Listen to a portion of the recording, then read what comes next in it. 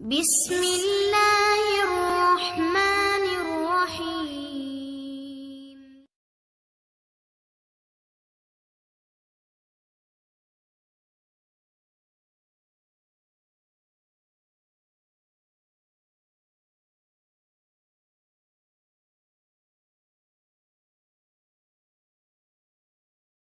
کسی بستی میں ایک عورت بڑی صالح اور پاک عبادت گزار ہر وقت اللہ کی یاد میں رہتی تھی۔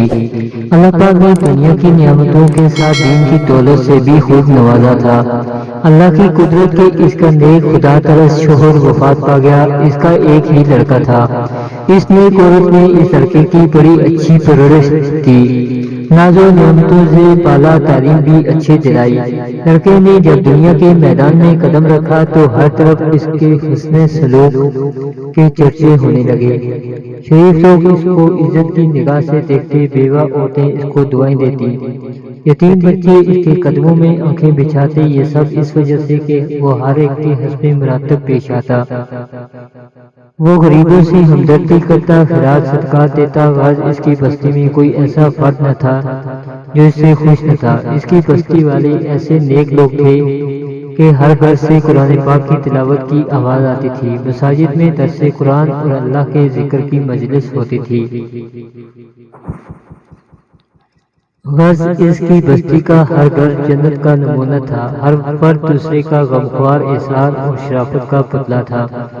یہ لڑکا دیہات سے باہر شہر میں آنے جانے لگا۔ کچھ اریانی اور بے حیائی کا مظاہرہ کرنے والی عورتوں پر اس کی نظریں پڑنے لگیں۔ آہستہ آہستہ اس کی دوستی نیکوں سے ہٹ کر بدوں سے بڑھنے لگی۔ پھر وہ راستہ سے بھٹک گیا۔ بد کردار دوستوں کے مشورے سے اس نے والدہ کے کھیت دیہات کی پرسکون زندگی کو خیرآباد کہہ کر شہر کی فضا میں اپنا ڈیرا ڈال لیا۔ اس کے ڈیرے میں اب ہر قسم کے اوباش دوست اس کے گرد جمع ہونے لگے۔ ان بد کردار دوستوں نے اسے راہ حق سے ہٹا دیا۔ ماں مصلی پر بیٹھی ہر وقت اس کے لیے دعائیں کرتی۔ کبھی کبھی ماں سے ملنے شہر سے گاؤں چلا جاتا۔ آہستہ آہستہ وہ وقت آیا کہ مہینوں میں ایک چکر لگاتا۔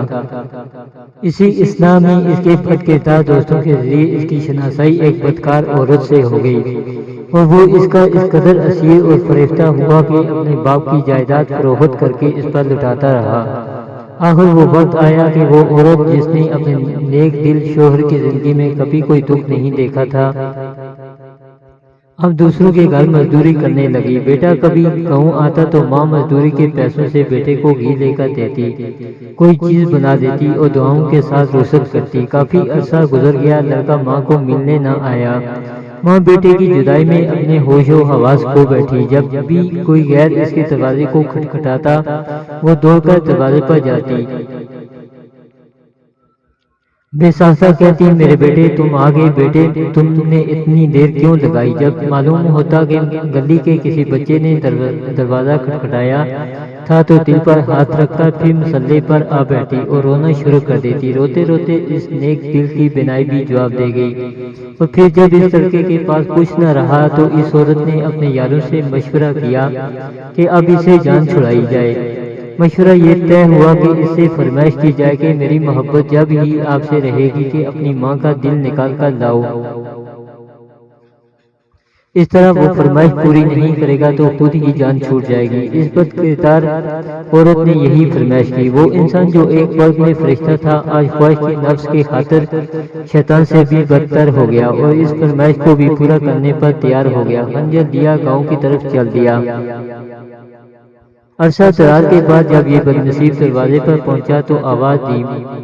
ماں فرحت خوشی سے دروازے کی طرف بڑھی، منہ سر چوما اور سینے سے لگایا۔ اس بدبخت نے خنجر نکالا، ماں کے سینے پر مارا، ماں کا دل نکال کر چل دیا۔ آسمان پر اندھیرا چھا گیا، اللہ کا عرش ہل گیا۔ فرشتوں نے دہائی دی، ظلم کی انتہا ہو گئی۔ بدکاروں یا بد کردار یا فاحشہ عورت کے مکان پر پہنچا، ماں کا دل اس کے سامنے کیا۔ اس عورت نے کہا، تو اپنی ماں پر ایسا ظلم کر سکتا ہے تو معلوم نہیں میرے ساتھ کیا سلوک کرے گا۔ اس لیے یہاں سے نکل جا۔ آنکھوں پر اندھیرا چھا گیا اور گرا اور مر گیا۔ ماں کا دل ہاتھ سے چھٹا، دل اس فاحشہ عورت کے کمرے میں پڑی ہوئی چھری پر پڑا۔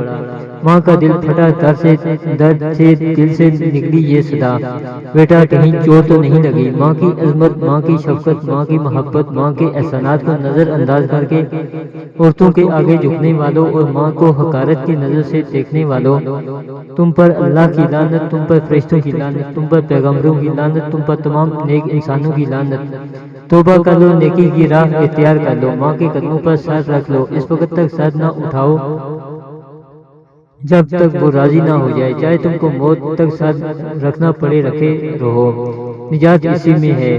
یاد رکھیے اللہ تعالیٰ ماں باپ کے نافرمان اور بے ادب کی کسی بھی نیکی اور انصاف کو قبول نہ فرمائے گا،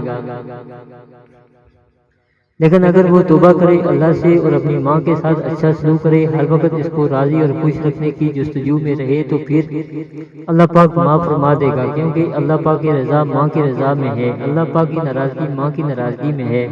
اللہ تعالی ہم سب کو اپنی رضا کی توفیق عطا فرمائے اور اپنی ناراضگی سے بچائے، آمین یا رب العالمین۔